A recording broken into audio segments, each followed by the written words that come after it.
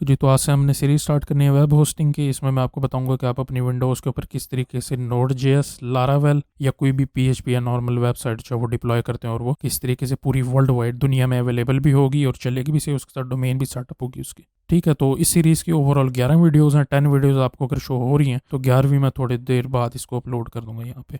और इस स्लाइड जो तीसरी स्लाइड है उसके अंदर मैंने आपको फाइल स्ट्रक्चर दिखाया है। वैसे कोर्स बहुत इजी है, लेकिन क्योंकि हमने बार बार डायरेक्टरीज चेंज करनी होती है, फाइल सिस्टम्स देखने होते हैं, तो उसकी वजह थोड़ी कॉम्प्लेक्स हो सकती है आसान, सेटअप करना बहुत आसान है इसको। और मैं जो तीसरी स्लाइड है बहुत अहम है, उसमें मैं आपको सारा समझाता हूँ। अगर आपको समझ आ जाती है तो आपको आगे सीरीज देखने की जरूरत ही नहीं है, क्योंकि अगर मेन आपको ज़ैम्प पता है तो उसे आप इजीली सेटअप कर सकेंगे।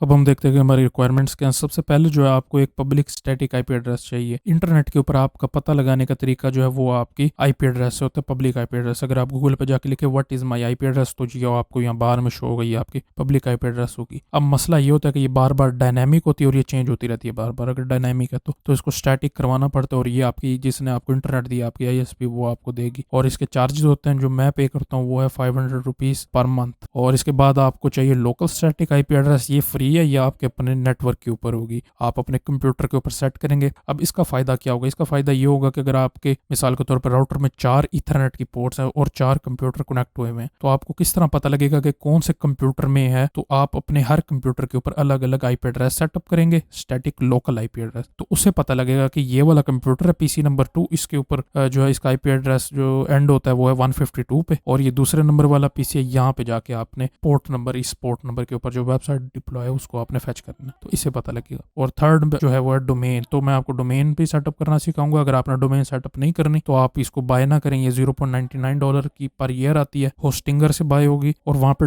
.online वाली बाय करनी है हमने, तो वो तकरीबन 200 रुपए या 180 रुपए तक की आपको मिल जाती है आराम से साल की। और रिन्यू प्राइस जो है उसके 35 या 36 यूरो तक होती है, डॉलर्स तक होती है, तो वो तकरीबन पाकिस्तानी 6000 या इस तरीके से बनता है कुछ। फिर आ जाता है जो मेन हमें चाहिए वो है ज़ैम्प। अगर आप लारावेल का प्रोजेक्ट भी डिप्लॉय करें तो जारी बात है आपको कंपोजर वगैरह का पता होना चाहिए, तो वो भी आप डिप्लॉय कर सकते हैं। Node.js के प्रोजेक्ट पे आप डिप्लॉय कर सकते हैं इस पे। तीसरी स्लाइड पे चलते हैं। अगर ये तीसरी स्लाइड आपको समझ आ जाती है और आपको ज़ैम्प का भी पता है किस तरह से यूज़ करते हैं, तो आपको आगे सीरीज देखने की जरूरत नहीं है, आप आराम से अपने जो वेबसाइट्स है वो सर्वर के ऊपर कॉन्फ़िगर कर सकते हैं। तो सबसे पहले इंस्टॉलेशन के बाद जो है आपके पास ये ज़ैम्प आता है। ज़ैम्प के फोल्डर के अंदर ये जितने भी फोल्डर के आइकन से ये सारी डायरेक्टरीज हैं यानी फोल्डर्स हैं, और जो फाइल्स हैं वो ये राउंड आइकन से जो है रिप्रेजेंट की हुई है। ठीक है, यहाँ पे आपने दो चीज़ें याद रखनी है। एक चीज़ तो ये है कि हम लारावेल और Node.js का प्रोजेक्ट यहाँ से बाय भी रख सकते हैं, उसको हमें जरूरत नहीं है ज़ैम्प के फोल्डर के अंदर रखने की। और बाकी जितनी भी वेबसाइट्स हैं वो हम यहाँ पे माई वेबसाइट्स के फोल्डर के अंदर सेव करेंगे, और यहाँ पर इसके अंदर 3 फोल्डर्स होंगे और हर फोल्डर के अंदर एक वेबसाइट होगी, और ये तीनों वेबसाइट्स हमने अपनी आईपी के ऊपर रन करनी है। अब इनको पहचाना कैसे जाता है? इनको पहचाना जाता है इनके पोर्ट नंबर के साथ। तो पहली वाली को मैं पोर्ट नंबर 80 दूंगा, दूसरे वाली को पोर्ट नंबर 81 और तीसरे वाली को पोर्ट नंबर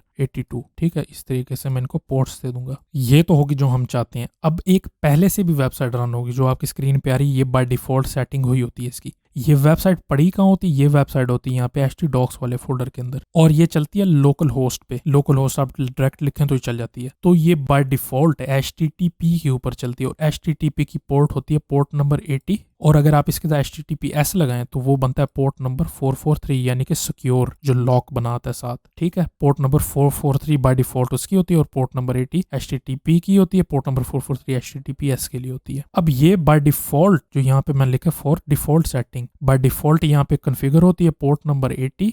उसके ऊपर कॉन्फ़िगर होता है कि ये वाली डायरेक्टरी में जाके ये वाली जो वेबसाइट है वो रीड हमने करनी है पोर्ट नंबर 80 के ऊपर। अब हमने यहाँ पर 2 काम करने हैं। अब हमने इस फाइल को यूज नहीं करना क्योंकि ये हमारी डिफॉल्ट कॉन्फ़िगरेशन होगी इसमें। अब हमने यूज करना है ये वाली फाइल को httpd vhosts, इसको यूज करना है। इसमें हम क्या करेंगे? इसमें हमने ये करना है कि इसमें हमने पोर्ट बतानी है। ठीक है, port number 80, port number 81, port number 82, और इसके साथ हमने ये बताना है कि ये वाली वेबसाइट पड़ी कहाँ पे है। ठीक है, और हर वेबसाइट के साथ अभी मैं एक और भी चीज़ आपको बताऊंगा परमिशंस के बारे में। ठीक है, ये तीनों चीज़ें हम इस फाइल में लिखेंगे, और इस फाइल के अंदर हर वेबसाइट के साथ हम ये भी बताएंगे कि कौन सी डायरेक्टरी है, तो वो वाली यहाँ पर हम रजिस्टर करेंगे ये वाली डायरेक्टरी। अब ये रजिस्टर करने का मतलब ये है कि यहाँ पर जो डिफ़ॉल्ट है, डिफ़ॉल्ट में आप जो वेबसाइट इसमें रखेंगे ये आप एक्सेस कर सकते हैं। अगर ये रजिस्टर नहीं है ये वाली डायरेक्टरी, तो इसमें जो भी आप वेबसाइट रखेंगे वो एक्सेसिबल नहीं होगी, वो कोई एक्सेस नहीं कर सकता, ना उसको चेंज कर सकता है। आपके सामने रिसोर्स फेल्ड का एरर आ जाएगा। अब हम नहीं चाहते चाहते कि ये वाली डायरेक्टरी मैं हर पोर्ट के साथ यहाँ पे कॉन्फ़िगर करूँ, तो मैं क्या करूँगा कि मैं इस वाली फाइल के अंदर रख दूंगा। ठीक है, इस वाली फाइल में जहाँ बाय डिफॉल्ट ये वाली होगी। तो मैंने सीरीज में भी यही किया है, मैंने इसको इसमें रजिस्टर कर दिया। इसके बाद ये वाली जो डायरेक्टरी इसकी परमिशन वगैरह यहाँ से जितनी भी वेबसाइट है वो एक्सेसिबल हो जाएंगी। अब दो चीज़ें बाकी रह गई हैं। अब दो चीज़ें ये रह गई हैं कि हमने पोर्ट्स जितनी भी यहाँ पे ऐड की हैं, अब इसके साथ जारी बात है पोर्ट नंबर 80 या 443 या HTTPS के साथ भी चलेंगी। तो यहाँ पर पोर्ट नंबर 80 के साथ मैं कोई भी पोर्ट दे दूंगा, मिसाल के तौर पे 443 इसको दे देता हूँ, 444 मैं दूसरी वेबसाइट को दे देता हूँ और 445 जो है वो मैं तीसरी को दे देता हूँ। और ये वाली पोर्ट्स जितनी भी हमने रजिस्टर की हैं इनको यहाँ पर रजिस्टर करना पड़ेगा हमें इस फाइल के अंदर। ठीक है, इस फाइल पर रजिस्टर करेंगे तब ये एक्टिवेट हो जाएंगी। और आखिरी चीज रह गई है कि आपने पोर्ट नंबर 80 यहाँ पर भी दी है, इस वेबसाइट के साथ भी रह रही है, क्योंकि मैं चेंज तो नहीं कर रहा, ना मैंने फाइल डिलीट की है, तो यहाँ पर भी पोर्ट नंबर 80 है। अब होगा ये कि इस फाइल की प्रायोरिटी ज्यादा होती है। अब होगा ये जो ये वाली फाइल है इसकी प्रायोरिटी ज्यादा होती है इसकी निस्बत। जो भी आप यहाँ लिखेंगे इसको ज़्यादा प्रायोरिटी होगी। इसके अलावा अगर जो वेबसाइट इस वाले पे काम नहीं करेगी इस सिस्टम पे, तो ये बाय डिफ़ॉल्ट वाली वेबसाइट को हमेशा ये सर्व कर देगा। और हर वेबसाइट के साथ अब ये भी करना है कि यहाँ पर हमने पोर्ट 80 और पोर्ट 81 82 रजिस्टर किया, तो आपको ये पोर्ट नंबर 443 444 और 445 से भी यहाँ पर रजिस्टर करना पड़ेगा दोबारा। ये सिंपल तरीका था। इस तरीके से हमारी पूरी सीरीज चलेगी। बस इन्हीं फोल्डर्स के अंदर और इन फाइल्स के अंदर हमने चेंजेस करनी है। और जो 11th वीडियो है उसमें मैं आपको SSL सर्टिफिकेट के बारे में बताऊंगा कि आप किस तरीके से उसको सेटअप करेंगे।